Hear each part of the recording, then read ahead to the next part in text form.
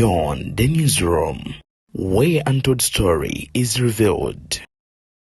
Bye bye Museveni National Prayer Campaign. Tugamba nti bwe tunakoola Katonda oyo alina amaanyi.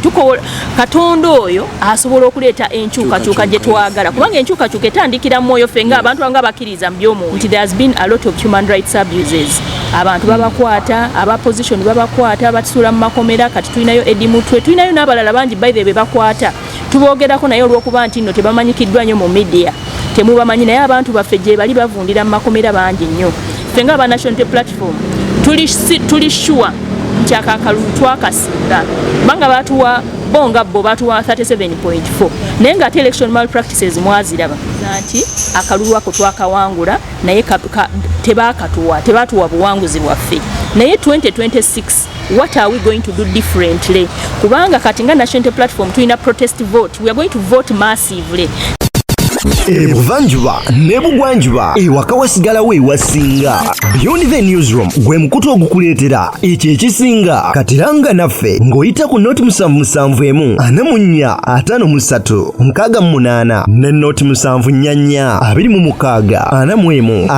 45 na bino bikulu tetulanga bafere tetulanga basawo ba kinnansi n'abagwa mu koowe eryo mwebale kutuwagira. Thank you. Buyinza butubaddeko obutabadde butuufu. Campaign ene etandise olunaku olwaleero nga tusaba ennaku ana Mukama tukusaba nga tutandise olwaleero otuyambe otubbuleko ekizibu ekitubaddeko kumala emyaka gyonna gye tubaddemu. Tukaabya Mukama, tukaabira Yesu Kristo era Mukama tusaba bonna okwate ku bannayuganda bonna batwegatteko nga tukukowoola okutagulako ekizibu ekitubaddeko kumala emyaka gyonna nga tutandika campaign eno tugiteeka mu maaso go nga tukusaba otuyambe mu buli kimu. Tusabye olunaku olwaleero mu nnyamba ya Mukama Yesu Kristo. Amiina. Amiina. Neyanziza nnyo bannayuganda mwenna n'abatulaba mwenna.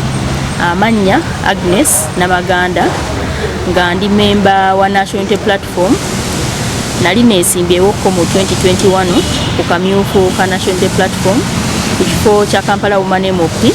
era ne mu 2026 mbadde naatera okujja naye ekibuuzo ekimbaddeko oba kyenjagala oconcentratingako because nze endowooza yange si ya just going mu parliament kubeera nga representing the people of Kampala, si kyekyo. Twagala nkyukakyuka kubanga tulaba nti wadde nga saafuna kaadi ya National Platform mu 2021 bamemba abayitamu ne bagenda mu parliament era tebalina nnyo kyamaanyi, balina bye bakoze naye era tebalina nnyo kyamaanyi kye bakozeeyo. Lwaki? Kubanga mwami Museveni akyali mu buyinza. Kati nga tetuggyeko Museveni tetulina nnyo ffe ng'aba National Platform kye tugenda kukola nti wadde nga neesimbawo mu 2026 singa neesimbawo era Museveni n'asigala nga yafuga eggwanga lino tetulina nnyo kye tugenda kukyusa. Nja kutuuka nga mazeeko emyaka 5 nga bannakampala bambuuza naye nkyukakyuka ki gye tuleese nga tetugiraba. Kakati nze ŋŋamba ntya nti okuva nga 2001 tubadde bannakampala babadde bavaayo nga massively they vote against this regime nga bagamba regime eno oba Museveni bamukooye. Naye tugenda okulaba nti mu 2005 there was a change in the constitution.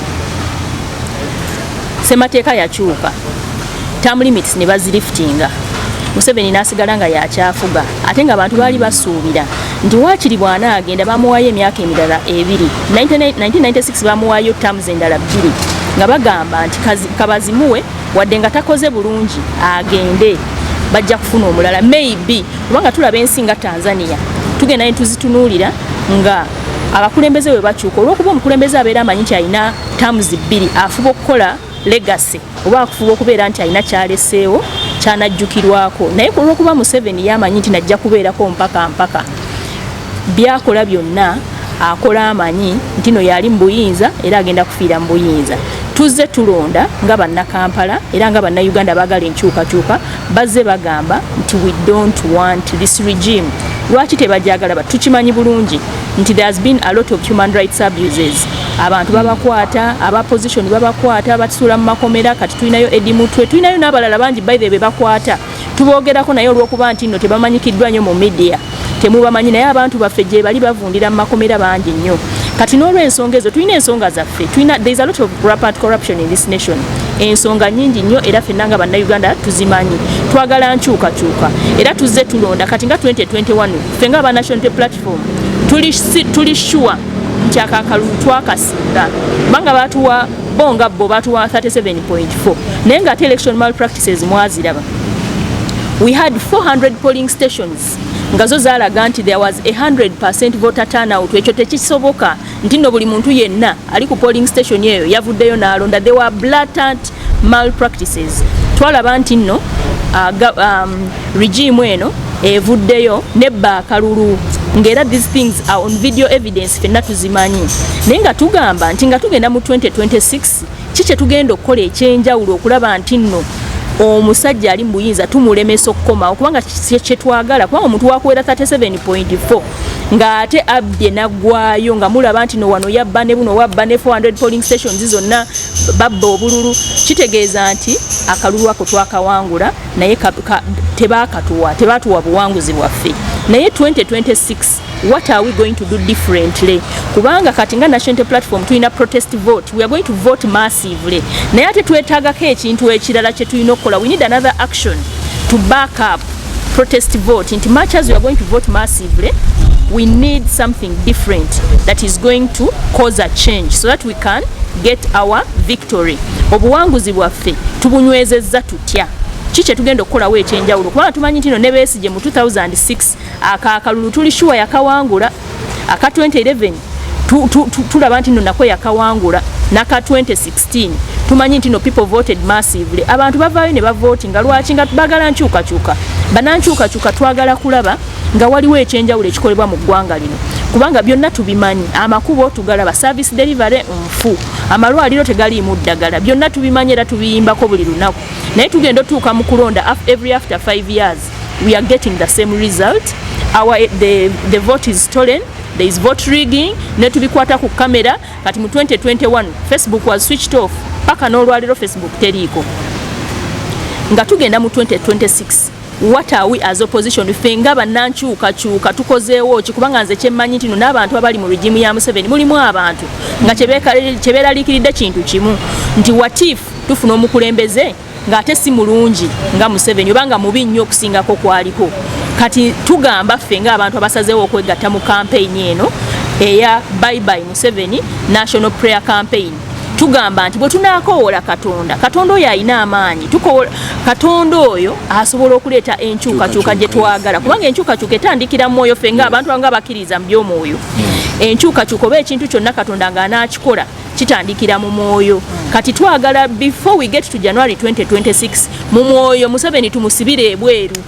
nti bw'aba alina abalogo babadde akozesa bonna okwennywereza mu buyinza twagala tumukube mu bwengula eyo tumugjeyo abeere nga ne bw'anaagezaako tagenda kukola ki akalu tagenda kukalya omuntu yenna amanyi eby'omwoyo akimanyi nti esaala zikola era katonda akola omuntu yenna yali asabyeko era tukoowola abantu bonna abagala enkyukakyuka ab'NRM abatidde nti maybe enkyukakyuka eno bw'enajja ate ffe ne tuva mu buyinza maybe bagenda tutulugunya ffe nga tusaba katonda tusabye bwe tuti twagala katonda atuwe omukulembeze omulungi anaavuga Uganda mu ngeri ennungi nti n'ababadde mu gundi n'ababaddemu mu gavumenti eno maybe nga baagala okusonyiyibwa nti twegamba tugenda kufuna engeri gye tubakwatamu Uganda egende mu maaso mu butebenkevu so tugamba nti abantu bonna sawa zino tuli mu kkunga this is a launch we are launching this campaign today but we are starting the campaign on 1st June 2025 okumala ennaku 4 okutandika ne 1st June 2025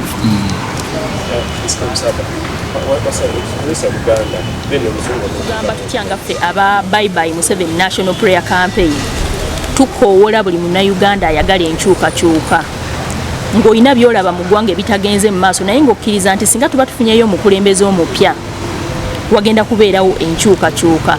tukukoowoola weegatte ku bye bye Museveni national prayer campaign okutandika nga 1st June campaign eno egenda kukola etya buli lunaku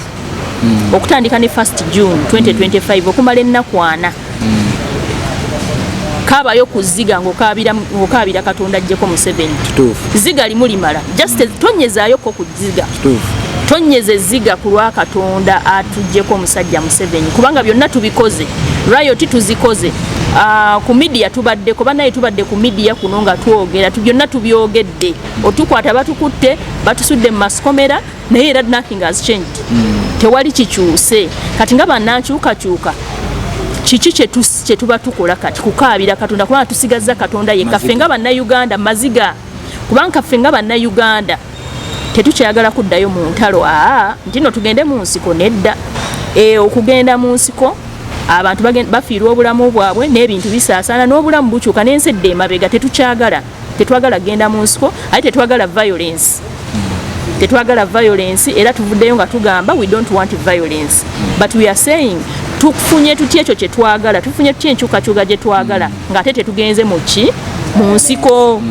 nga tetwegugunze tetukoze violence kubanga byonna tubikoze peaceful demonstrations we have voted before we have voted massively naye tewali kikyuse kati tugamba nti tusabe bannaye katonda akola especially woba okkiriza mu katonda oba tumukkiririzaamu it is okay naye gwakkiririza mu katonda yenna gwokkiririzaamu oba oli musiraamu oba oli mukatuliki oba oli muprotestanti oba okkiririza mu ddogo bambiroga Museveni agende kabira katondawo katonda mukabire naye kati ffe nga abakkiririza mu bayibuli tumanyi nti n'abaana ba Isirayiri bwe batulugunyizibwa ennyo Falaawo ne bakoowa bakabira katonda era katonda yabanunula ku Falaawo kati tukkiriza nti katonda asobola otufunirayo omukulembeze oyo ng'asobola okuvuga Uganda ng'agitwala mu direction entuufu katugenda koowola katonda kyetwagala atuggyeko Museveni kubanga Museveni tumukooye Museveni atuwaniridde emyaka 4 era tumwebaza pulezidenti waffe atubeereddewo naye tumukooye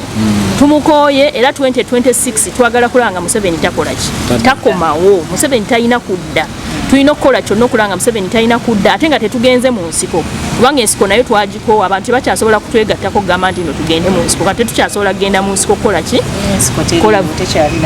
n'ensiko tekyaliwo gamba nti tugende mu nsiko tusobola okufuna ebyokulwanyisa ne tubeera nga Abayisirayiri ne tukuba gundi naye tetukyagala twagala ensi esigale ng'erimu emirembe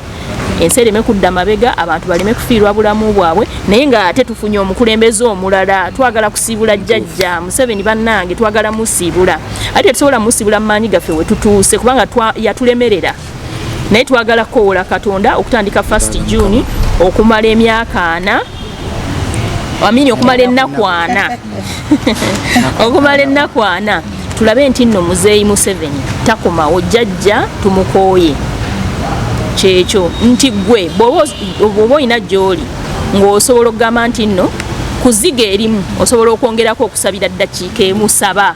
bw'oba gwe kuziga erimu osobola okugattako okusiiba ennaku 4 oba jasiri lunaku lumu oba okusiibayo ka breakfast nga kyotunuulidde ogamba Mukama nti katonda tuggyeko Museveni njagala tubeere serious bannayuganda ne campaign eno kubanga omuntu yenna amanyi katonda akimanyi nti katonda akola bw'oba wali osabyeko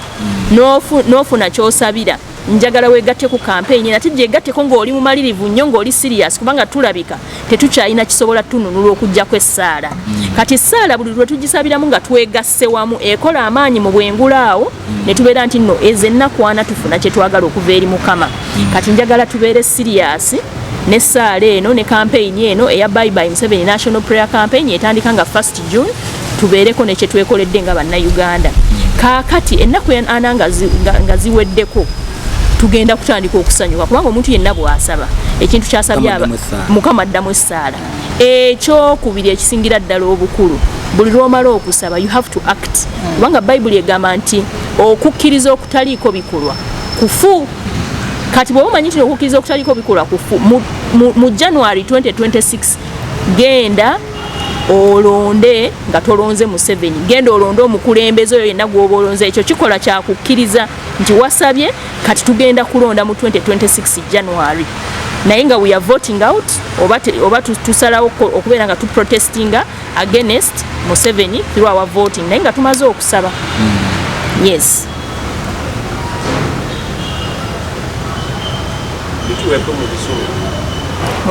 prayer. I think maybe a few people have been praying and the prayers have not been reaching God very well, but if we made a joint prayer together. Maybe if you come out together in every religion, then I believe that God maybe 2026 will do something for Ugandans, because we've gone through the 40 years, and yes, we thank him for bringing us here. But remember, this is like a ladder that you have where someone stops and then another and starts from there and then takes you to another level. So we would like to say for the 40 years, yes, he has been there, Mwami M7 has been there, and I think it's time for him to get back to either Rachitura or I don't know, whatever he wants to go and rest from, because his years are now for resting. We really want Jaja to go home and rest. That's why we came up with this prayer campaign, and we're like, you know what,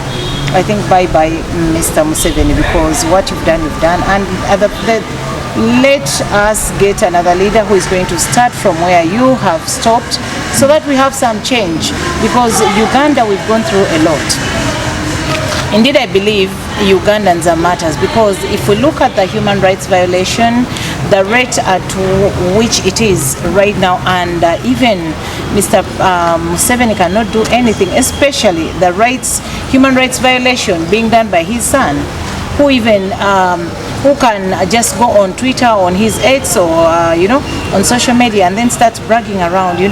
I'm so and so, I'm having so and so, I would like someone's head, I would like this, and this one is somewhere here landing in Lunyankore and what have you. So those things, they do torment Ugandans, but they're like, what should we do? But if we brought these prayers together and we all prayed together in our denominations, wherever we are, I believe God will listen, and we'll have a peaceful 2026 elections, and God will listen to Ugandans. Maybe that is if we brought our efforts together as Ugandans.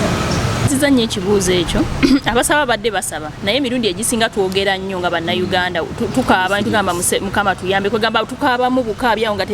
tukaaba tubeera serious naye nga tetukikwatidde wamu, nga tetukitunulidde nga muntu omu, nti tujja wano ku media. Kati nze njogera nnyo ku media ne twogera ntugamba Museveni aveeko, naye kati tulabye nti okuva 2001 tekikoze nti while bano aba opposition tugenze mu parliament ne tusaba enkyukakyuka eno gye twagala tebaddeewo nga bwe tujagala, olw'okuba tukyalina omukulembeze y'omu. Kaakati protest vote eno gye nkugamba nti omuntu Bayibuli egamba nti okusaba okutaliiko bikolwa tekuliyo, era kukyamu oba okukkiriza okutaliiko bikolwa kukyamu. Omuntu bw'omala okukkiriza nti Katonda agenda kuleeta regime change oba agenda kukyusa obukulembeze, genda olonde. Kati era essaala eno enyweza protest vote, kyenjagala obbategeeza nti enyweza, kubanga tupromotinga nnyo, kubanga kati bw'omala okusaba ne bw'oba oyagala mulimu, bw'omala okusaba n'ogenda mu maaso ga Mukama n'ofukabira n'omugamba njagala mulimu, ogenda n'osaba omulimu. Okwo kwe bayita okukkiriza okuliko ekikolwa. Totuula waka ne weebaka n'osuubira nti obuli bugenda kukusanga mu buliri. Nedda, otambulatambulako n'ogendako gundi n'obuuzabuuzako n'ogamba emirimu giriwa. Kwegamba sigamye nti nno tusabe busabi kikomaawo. Bwe tunaamala okusaba, buli muntu yenna eyasabye mu 26 January nkusuubira okubeerayo ng'oli ku police station olonda. Season eno tuli mu season ya kubeera nti tukebera enkalala z'abalonzi. Genda gy'olondera okebere olabe nti n'erinnya lyo gyeriri, kubanga essaala eno gye tusaba okutandika nga 1st June egenda kukola mu January 2026 lwe tusuubira okubeera nti tukola ki, tufuna ekivudde mu ssaala yaffe ne ya 40 days. So tugamba tutya nti nga tumaze okusaba tugende tulonde massively. Bannayuganda basinga baggwamu amaanyi bagamba nti ne bwe tulonda omusajja takola ki, tagenda. Naye ku mulundi guno gattako okusaba, saba wegatte mu kusaba kuno. Ate bw'omala okusaba, ffe nga abakkiriza tukimanyi nti no bw'osaba Katonda akola, naye akola omuvinze, akola otambudde, akola olina nawe kyokoze eki. Kati ekyokola tulina kikola mu January 2026, naye tugenda kusaba kati nga tukowola Katonda nga tumugamba nti Katonda tujjeeko omusajja ono kubanga yatuzizza emabega okusinzira mu bye tulaba. Mpozi n'okwongerezaako katono ku kya Agnes kyayogeddeko, obuuzizza nti no, inawo obuuzizza nti no abasaba baali tebaliiwo, abasumba abantu abasaba baddewo. Obuuzizza I think obadde ominingo oba abasumba oba I don't know something like that. Naye nze ndowooza nti bannayuganda oba oli awo twali tetumanyi nnyo ekintu kusaba so ndooza essaawa zino tuveeyo n'abo kale twali tumanyi nnyo ebizibu byaffe birekera bannaddiini batusabire nga tugamba batusabire so saawa eno fe tuvudde nti buli munnayuganda yenyigire mu kusaba kuno kuba ne bannaddiini tubalaba kati bafuuka balwanira mbuto zaabwe era ndooza mubalaba bannaddiini abasinga babeereko ne bamubuuza yi kaakati Mwai Museveni emmotoka zaffe ndooza olaba zikaddiye ate nga tunaatera ogenda mu kaluulu okitegere nti nabo bennyini be twali tulowooza batusabira ng'eggwanga baabivaako dda bakusa mbuto zaabwe so keekadde tuvuddeyo ffe tusabe buli munnayuganda asabe mu lulimi lwe lwategeera mu ddiini ye gy'ategeera oba asamira oba akola atya naye tulabe nti twejjako Mwami Museveni 2026 tinanga okwongerereza ku ekyo ngamba bwe tugatta eddoboozi ne twewonga mu maaso ga Mukama Katonda ne tusaba essaala ey'awamu Mukama awuliriza nnyo essaala abantu abali awamu ku mulundi guno tusanze challenges nyingi mu bulamu bw'ensi eno mu malwaliro teri ddagala emirimu abaana bamala okusoma tebalina mirimu kale n'ebizibu ebingi ennyo omuntu agenda okugamba ati nno akola bizinesi ye sente teziva mbulungi nga bwerazo kitegeeza nti nno waliwo obutali bumativu mu bantu ba wansi n'olw'ensonga eyo bino byonna tubikoze naye biganye ne katugatte eddoboozi eryawamu nga twewonga mu maaso ga Mukama Katonda kuba yasinga okutegeera bino byonna bye tukola tetubikola nga ffe nti ffe tutegeera nnyo naye oli yasinga okutukozesa bino byonna kati omulundi guno tusazeewo nga 1 June twekuŋŋaanye buli omu waali abeereko ettaffaali wakiri mu nnaku ana ze tugenda okusiiba waayo Mukama olunaku lumu obeeko ettaffaali ery'essaala gy'osaba ng'osabira eggwanga lyo n'ekitundu w'obeera Mukama Katonda akolewo ekyenjawulo atuwa abakulembeze abalungi abagenda okututambuza olugendo olulungi kubanga tubadde n'abakulembeze 9 buli omu alina rolo ye gye yapuleyinga n'abaako waakoma naye maama ono emyaka 4 mazima ddala tulabanga ate buli kimu kyeyongera kufa omuyimbi yagenda n'agamba nti nno ebyatulwanya bizzeemu kitegeeza nti nno abantu balina obuyindike ku mitima gyabwe si bamativu n'abakulembeze abaliwo essaawa eno kale olw'ensonga eyo essaala eno nsuubira egenda kugatta emyoyo gy'abantu mu nsi yonna Mukama Katonda atufunire omukulembeze anasobola okuba nti nno atutwaza mu maaso ng'abalaawe bakola ne babaako bye batutuusaako ne biba nti nno oba byali birungi oba tebyali bibi obagamba omulungi tabeera omu tumanyi bulungi bwe tunaakabirira Mukama tujja kufunawo kyengi tusobole okufuna abakulembeze abanaatuyamba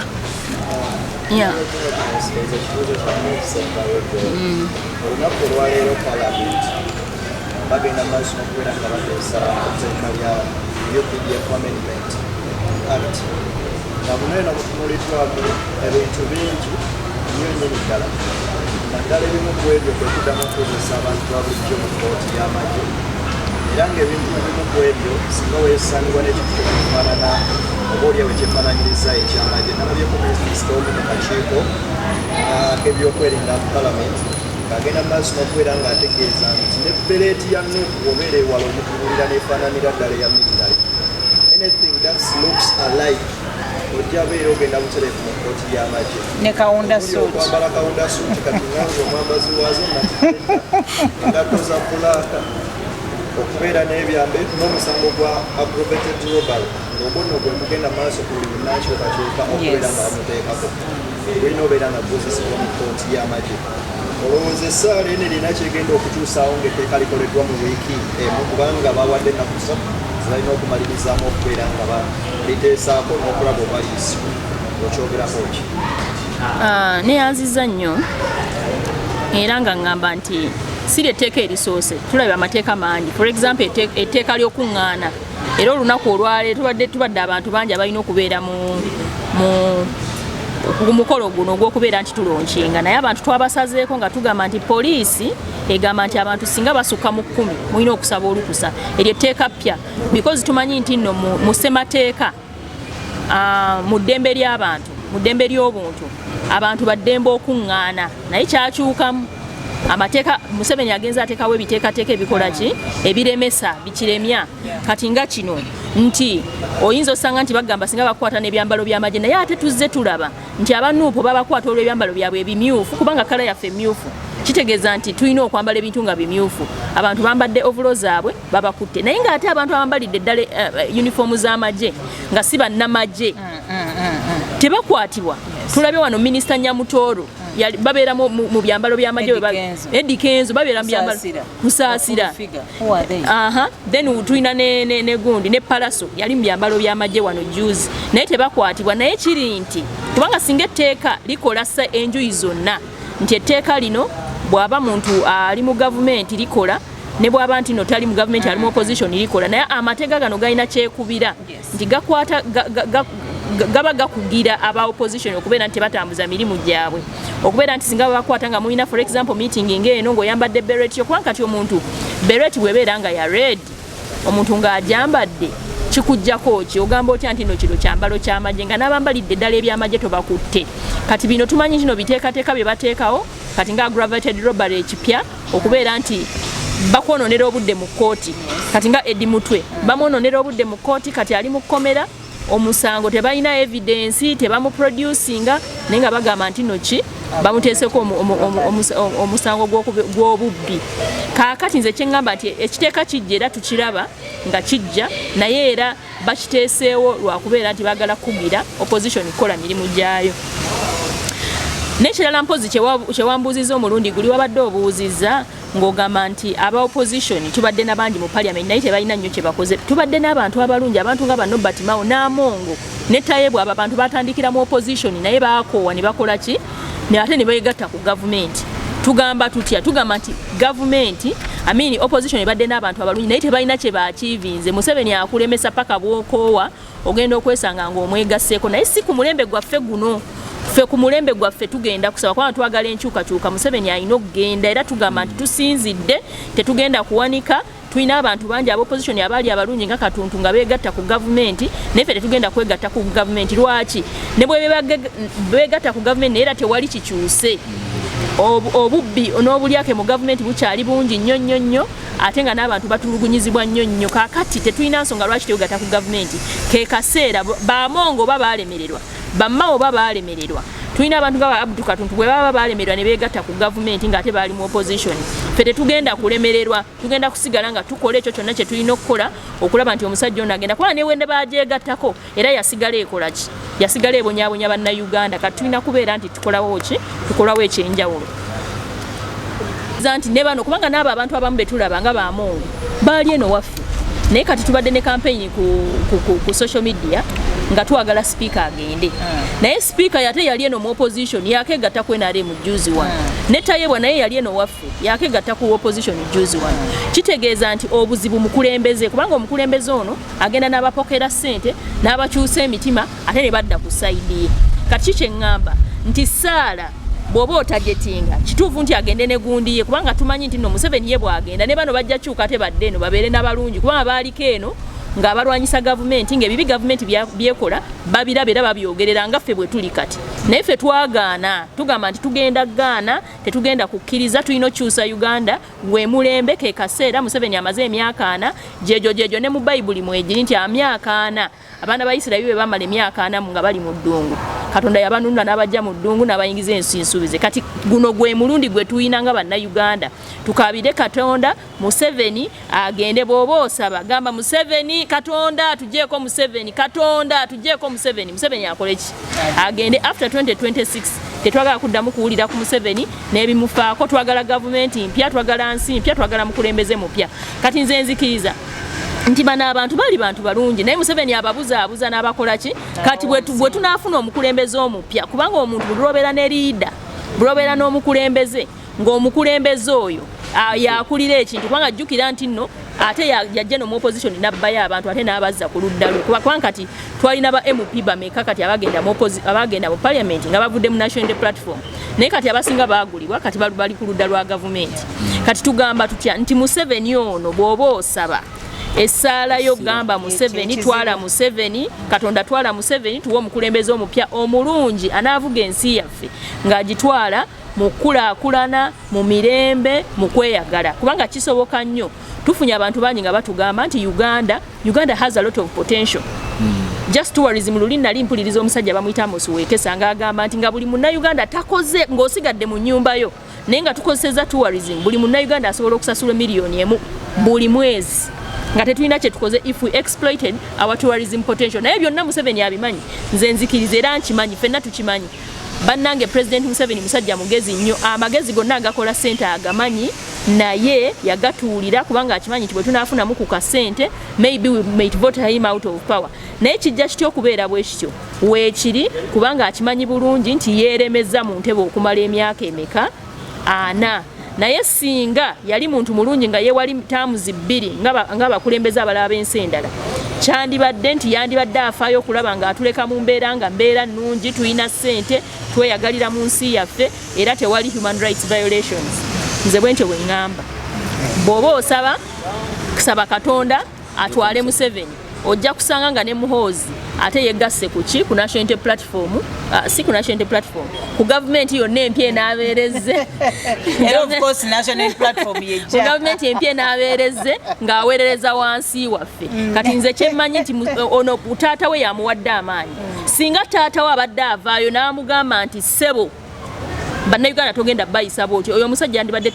tatwepankirako nga bwatwepankirako kati, yandibadde tatulinnyirira. Naye taata we tavuddeeyo, taata we ye mukulembeze w'eggwanga lino, tavuddeeyo kubanga singa abadde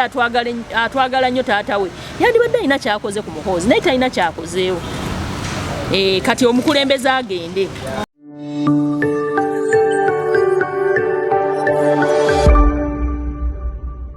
Beyond the newsroom, where untold story is revealed.